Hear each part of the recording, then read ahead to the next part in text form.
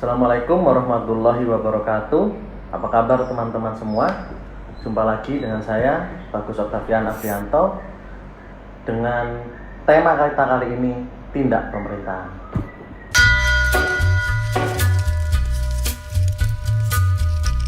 Baik, kali ini saya akan mencoba untuk mendefinisikan apa itu tindak pemerintahan.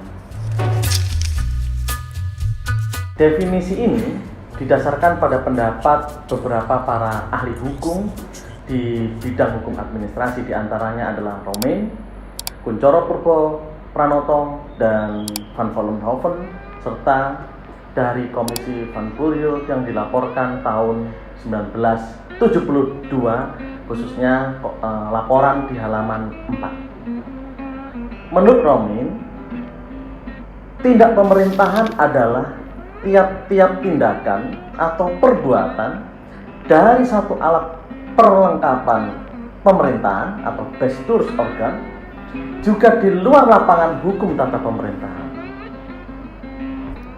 Misalnya tentang keamanan, kemudian peradilan, dan lain-lain, yang dimaksudkan untuk menimbulkan akibat hukum di bidang hukum administrasi. Jadi, menurut Romein, semua perbuatan organ-organ pemerintahan dalam rangka menjalankan pemerintahan itu. Sementara, menurut Kuncoro Purwopranoto, beliau mengatakan bahwa tindak pemerintahan adalah segala tindakan dan kewenangan alat-alat pemerintahan untuk menjalankan tugas dengan menggunakan wewenang khusus atau wewenang tertentu. Jadi ada konsep wewenang yang diutarakan oleh Prof. Kuncoro Purwopranoto. Sementara menurut Van Vollenhoven, beliau mengatakan bahwa tindak pemerintahan adalah pemeliharaan kepentingan negara dan rakyat secara spontan dan tersendiri oleh sebuah penguasa tinggi dan rendahan. Maknanya adalah bahwa menurut Van Vollenhoven, tindakan pemerintahan itu adalah tugas negara, baik pemerintah pusat maupun pemerintah daerah, dalam rangka pemeliharaan kepentingan-kepentingan negara untuk melaksanakan kepentingan-kepentingan negara. Sementara Komisi Van Puljulk mengatakan bahwa tindakan pemerintahan adalah tindakan hukum yang dilakukan oleh penguasa, oleh pemerintah dalam menjalankan fungsi pemerintahan. Jadi, bisa kita simpulkan bahwa tindak pemerintahan adalah segala perbuatan yang dilakukan oleh pemerintah dalam lapangan gestures, dalam lapangan administrasi, ya, kemudian yang dimaksudkan atau yang ditujukan untuk menjalankan tugas dan fungsi pemerintah dengan sebaik-baiknya guna tercapainya tujuan negara yang ada di dalam konstitusi kita. Itu berkaitan dengan definisi dari tindak pemerintahan. Kali ini kita akan mencoba untuk mendeskripsikan terkait dengan pembagian tindak pemerintahan itu. Saya akan menguraikan dua pendapat yang secara umum seringkali dikutip oleh beberapa pakar atau ahli. Yang pertama adalah pendapat dari Philippus Mandirihadjon, dan yang kedua pendapat dari Sudarsono. Pendapat dari Philippus Mandirihadjon, tindak pemerintahan itu secara umum dibagi menjadi dua, tindakan material dan tindakan hukum. Tindakan material adalah sebuah tindakan yang dilakukan oleh pemerintah yang ditujukan agar tidak terjadi akibat hukum. Bila terjadi akibat hukum, maka akibat hukum itu bukan sesuatu yang dikehendaki. Sementara tindakan hukum adalah semua perbuatan atau tindakan yang dilakukan oleh pemerintah atau penguasa yang ditujukan agar terjadi sebuah akibat hukum. Nah, tindakan hukum ini kemudian dibagi lagi oleh Philippus Mandirihadjon menjadi dua bagian, yaitu tindakan hukum publik dan tindakan hukum privat. Tindakan hukum publik, ya tentu tindakan hukum yang dilakukan dalam ranah hukum publik. Sementara tindakan hukum privat adalah tindakan hukum dalam rangka atau dalam ranah hukum privat. Di tindakan hukum publik sendiri, Philippus Mandiri Hadjon membagi lagi menjadi dua. Yang pertama adalah tindakan hukum publik yang sepihak dan tindakan hukum publik berbagai pihak. Tindakan hukum publik yang sepihak ini adalah tindakan hukum publik yang dilakukan sepihak oleh penguasa. Seperti itu.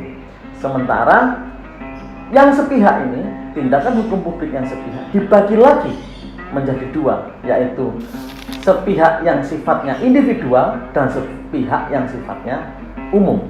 Maknanya apa? Sepihak yang individual adalah tindakan hukum publik yang dikeluarkan oleh sebuah penguasa atau pemerintah, ya, yang ditujukan kepada orang atau entitas tertentu secara spesifik, itu yang individual. Sementara yang umum adalah tindakan hukum publik sepihak umum, itu artinya tindakan hukum publik dalam ranah hukum publik yang dilakukan oleh pemerintah untuk mengatur secara umum entitas-entitas semua orang tanpa diketahui orang itu secara spesifik. Yaitu tadi adalah tindakan pemerintah berdasarkan pembagian yang diutarakan atau dijelaskan oleh Philippus Mandiri Hadjon. Kali ini kita akan mencoba mendeskripsikan tindakan pemerintahan yang dideskripsikan oleh Soedarsono. Soedarsono membagi tindakan pemerintahan secara umum menjadi dua, mirip dengan Philippus Mandiri Hadjon. Yang pertama adalah Vertellgehandelingen dan Rechterlijkhandelingen, tindakan materi, faktual, dan tindakan hukum.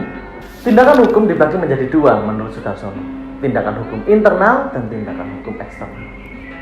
Di dalam tindakan hukum eksternal dibagi lagi menjadi dua, tindakan hukum privat dan tindakan hukum publik.